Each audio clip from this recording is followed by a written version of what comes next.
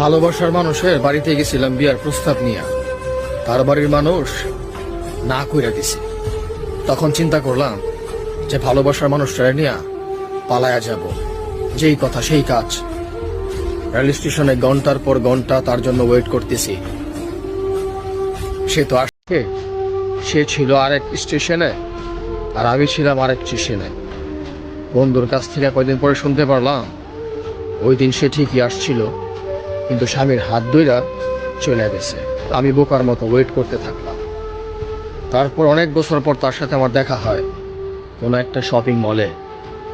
তখন দেখি তার সাথে একটা বাচ্চা।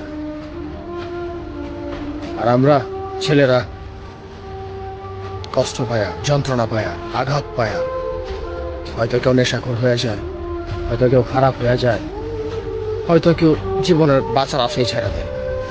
কিন্তু একটা মেয়ের ক্ষেত্রে কখনো এটা হয় না। তার ভালোবাসা মানুষটা চলে গেলে তার 2-3 দিন খারাপ লাগে, পর অন্য একটা জায়গায় বিয়া কইরা সুখে সংসার করে। এটাকেই বলে ছেলের ভালোবাসা আর মেয়ের ভালোবাসা। ওই দিন যদি আমার কাছে টাকা থাকতো, সম্পদ থাকতো, তাহলে হয়তো আমি তাকে হারাইতাম না। আজকে আমার কাছে টাকাও আছে, সম্পদও আছে, সবকিছু আছে।